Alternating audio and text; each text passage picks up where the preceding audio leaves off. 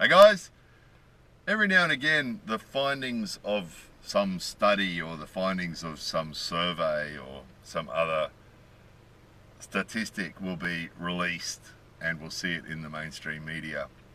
And we won't be surprised in the slightest. We've actually talked about a couple of these before, and this is another one of those, and it's been talked about in the mainstream media a bit recently.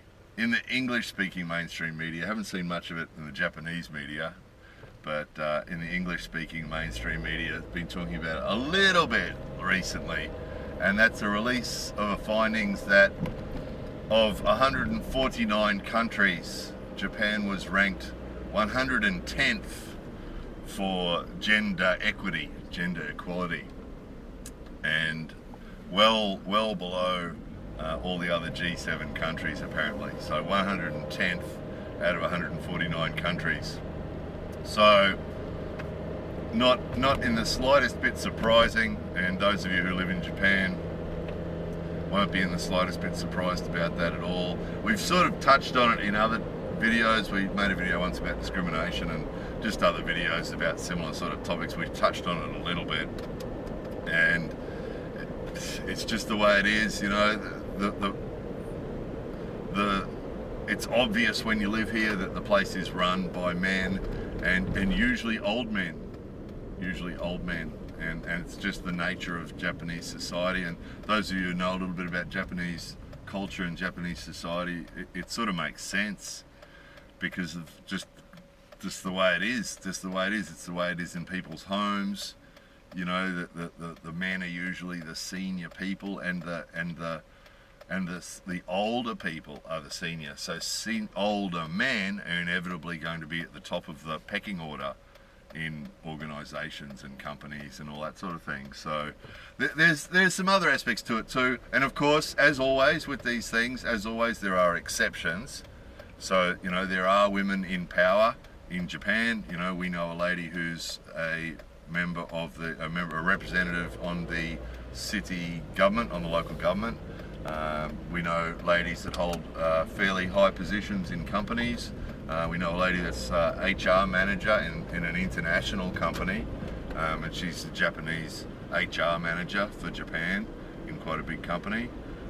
So, you know, there are sort of exceptions, sort of thing. But even then, even those people have glass ceilings as well. I mean, the lady we know that's a representative in the local government, you know, chances are she'll never be mayor.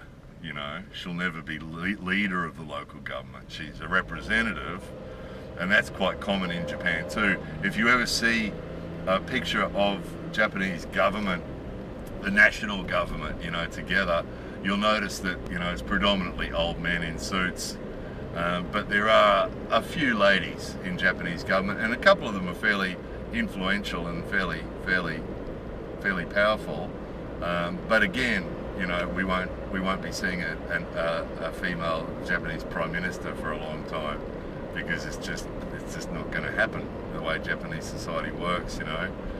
So there's sort of exceptions to it, but only to a certain extent, you know, and of course there are a couple of other things as well. Like, for example, particularly recently, Japanese younger men have become often, not always, it's a generalization, not always the case, but quite often, Japanese men are sort of soft. And, you know, you might have seen a video we did a while ago about shy boys and rude dudes, it's called. But, you know, a lot of younger Japanese guys are fairly sort of soft and quiet and shy. Japanese people call them shy boys, whereas a lot of younger Japanese ladies have got more sort of strength is in the family unit or in relationships and that sort of thing. So it is quite common for ladies to be the boss of the household. That is often the case. They run the household. But even then, that's only within certain limitations as well. That you know, they're considered that they run the house, and husbands will often speak here about having to ask the wife, and, you know, the wives are sort of running the household. But that's usually because the men aren't there. That's usually because the husbands aren't there. They're always off, either at work or, you know, having dinner with the people from work or doing something else. So again, that's within certain limitations as well. But generally it's fair to say that men run the place, and that older men are at the top of pretty well every organisation and group. You know, you'll find quite often there'll be a very competent, very important lady in the group somewhere. So in our martial arts groups and in our other local community groups and clubs and things like that, schools, often there's very important people in the group are ladies who'll sort of pretty much run the show as far as administration or as far as something like that, and that's very common as well. We know a few examples of that, but it still comes down to the fact that the person above them is inevitably going to be a man. The guy at the top is inevitably going to be a man. You know, the local community groups, if you go to one of those meetings, you'll see a group of old men sitting around a table, you know. So, you know, fair to say women are discriminated against in Japan, and fair to say younger men are discriminated against in Japan. They're just not seen as having enough experience. You know, in a lot of countries, younger people, male or female, are considered to be, you know, useful to a group because they have some new ideas, and they understand lots of things about new technologies and new systems and new ways of thinking, and quite often younger people are considered to be an asset to a group, you know.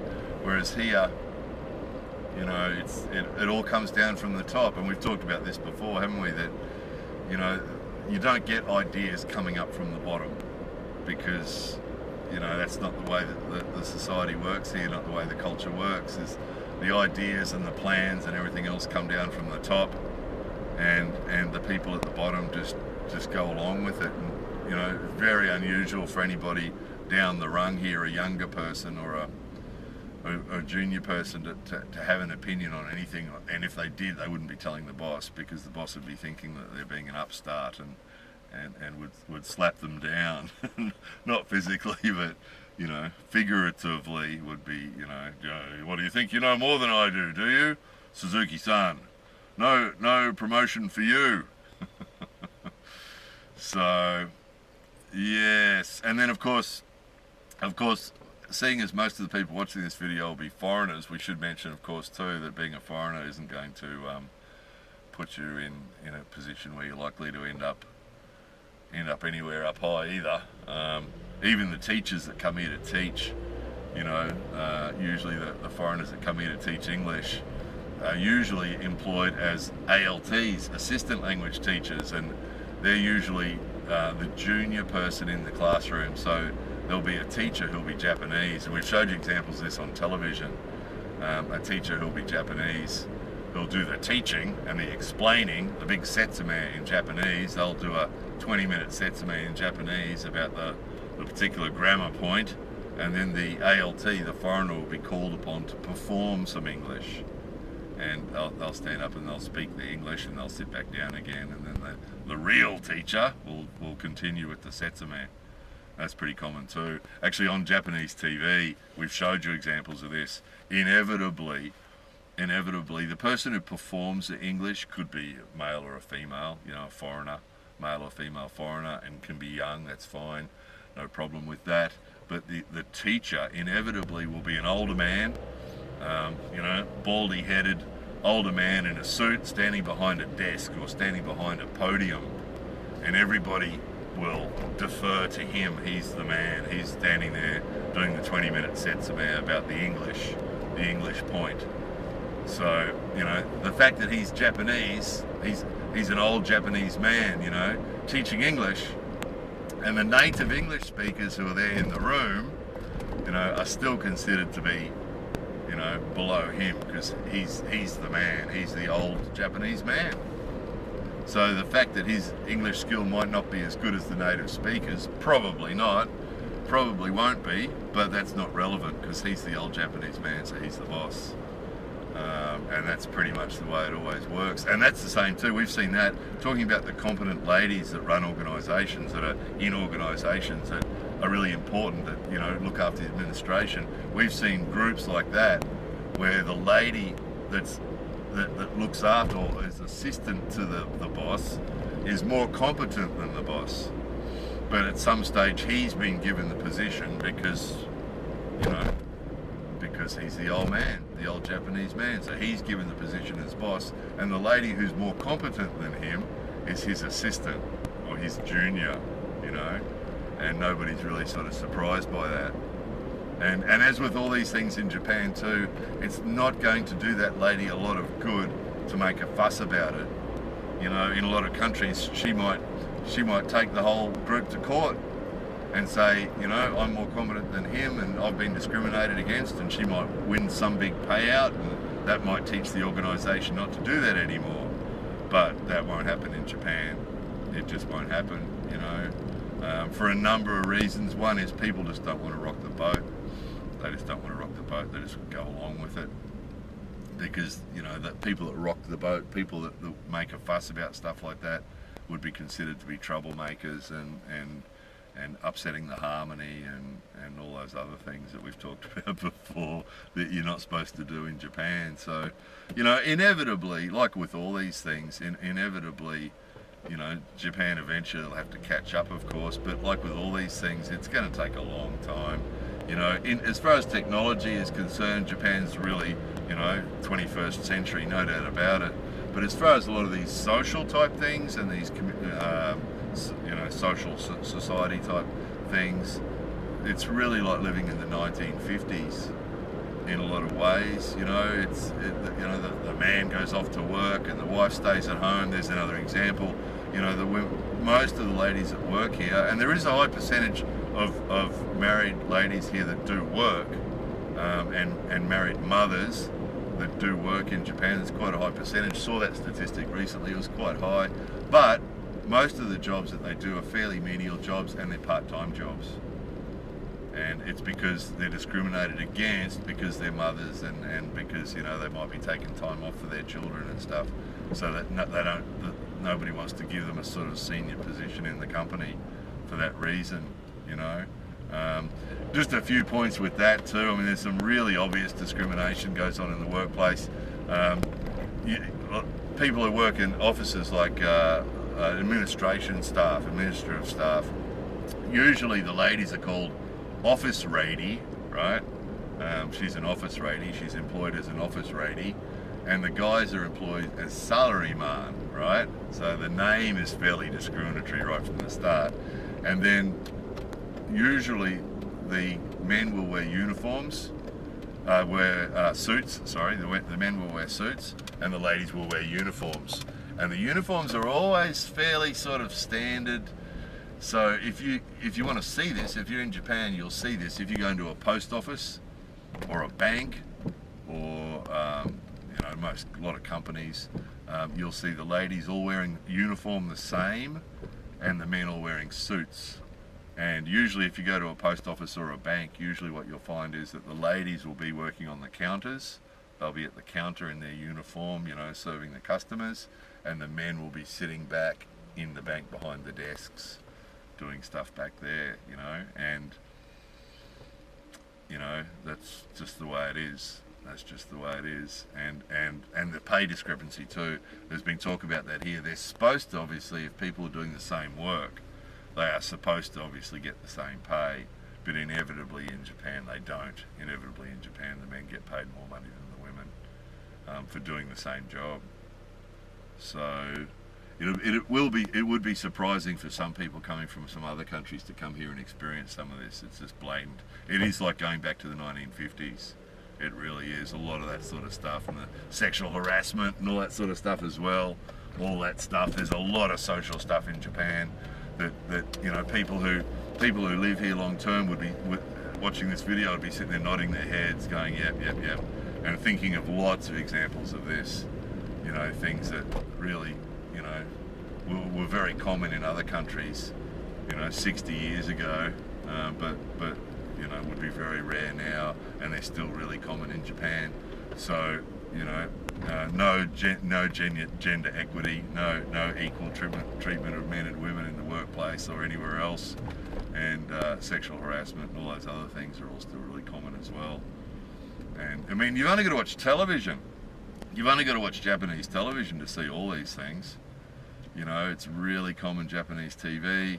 You know, quite often you'll have male and female co-hosts on a Japanese TV program, but almost inevitably you can see just the dynamic that the male is the senior person in the relationship, you know, and the male is considered to be, you know, sort of the senior person and the main host, you know, and she's sort of like his assistant. You can just see it. Japanese TV is a classic for all these things. Lots of the stuff that we've talked about in previous videos about Japanese life, Japanese culture, you've only got to watch Japanese TV to see examples of it. And the sexual harassment and that sort of stuff, I mean, it's just, you know, girls, this is a really common one. A girl will walk out onto a TV set, you know, or they'll be interviewing a girl, and the camera will often start at her feet and run up her legs and up to her face, and so the camera will run up her body from her feet up to her face, and while she's talking it will run down to her feet and then back up to her face again. That's really common. Those of you who live in Japan and have watched a lot of Japanese TV will be sitting there going, yep, see that all the time. There's a lot of stuff like that. There's a lot of stuff like that on Japanese TV. A lot of games and things like that involve, you know, girls being sort of submissive and being sort of demeaned and so on. So it's just the way it is. There's no point. You can't fight it like with all these things. You know, they will slowly change. It'll take a long time. You know, it'll take a long time. All the change that happens in Japan is slow. I mean, some people consider that to be a good thing because in some ways it is. I mean, that's why Japanese culture's managed to maintain itself, you know, in this modern world where a lot of the cultures are sort of getting mixed together. Japanese culture is still really strong, you know, and different from a lot of other cultures. And in a lot of ways that's a good thing. But the downside of it is that there are some things that people find difficult to cope with, like discrimination, that are still really common here and aren't going to change in the near future. And inevitably, when we make videos like this, a lot of people don't like it. The videos like this get lots of dislikes. Some from Japanese people who'd rather we don't talk about topics like this, and some from people who just love Japan and don't want to hear anything negative about it. So inevitably there's people that don't like videos like this one because, oh, we don't want to talk about that. Let's talk about vending machines and Hello Kitty, you know.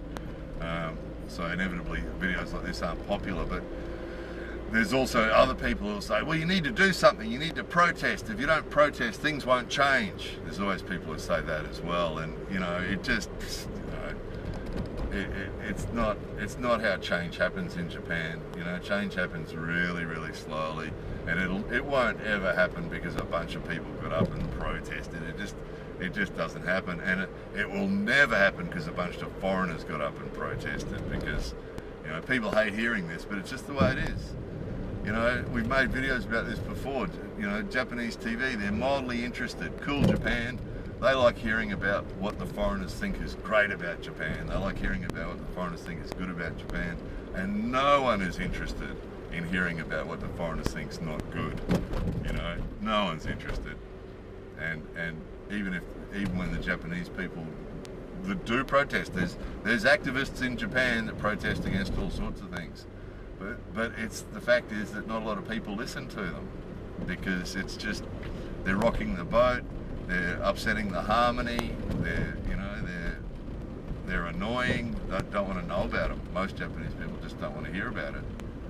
So, you know, there's a way of thinking. A lot of people in Japan thinking is that it works the way it is. Japan's good the way it is. We don't need to be trying to change anything.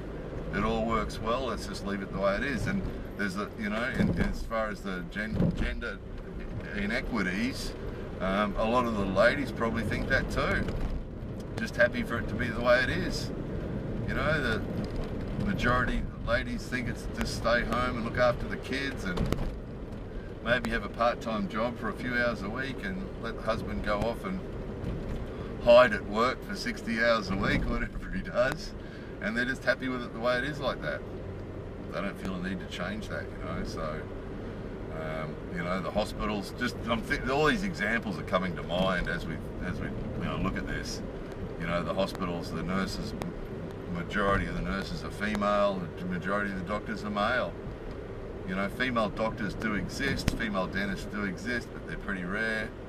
Usually, the nurses and the hygienists are girls, female, and the doctors and the dentists are boys. It's just the way it is, you know. Oh, actually, on that too, there was some of you might have heard about this. There was a real scandal just a little while ago. One of the universities in Tokyo. I can't remember the details clearly, so I'm going to be vague because I don't want to get in trouble. But one of the universities in Tokyo had actually altered the scores, the entrance scores of females that were wanting to enter the university to do medicine. And so these guys, again, the old men who ran the medical campus of the university, didn't want female doctors. So what they did was they altered the scores of the female applicants who were trying to get into the university to stop them getting in, and basically engineered it so that very few females would get in, and a majority of the people who got in would be male, because these old guys that ran the place didn't want to see more female doctors. So they actually got caught doing that, and it was a big scandal because all these. Imagine if you'd gone and done the test, and you could well have passed it, but these old guys had changed your score so you didn't pass it. Imagine if you found that out later on. Wouldn't you be annoyed? And again, we heard about that, and then it went away.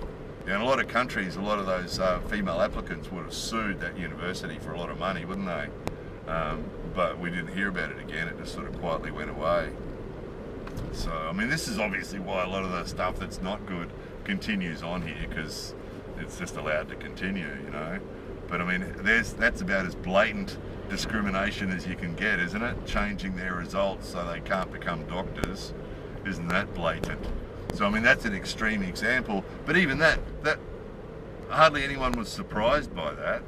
It was a surprise that it became public and everybody found out about it. But the fact that it happened, not surprising in the slightest, when you know how things work here and the old guys that run the show, you know. And the result of all old men running the show often is bad results too, you know, because they're just not connected. You know, they're not connected with modern world at all. And, you know, that results in a lot of the things we've talked about previously.